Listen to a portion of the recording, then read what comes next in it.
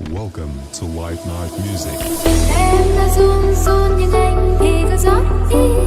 Anh mà không để em là khi mà anh không ép ly.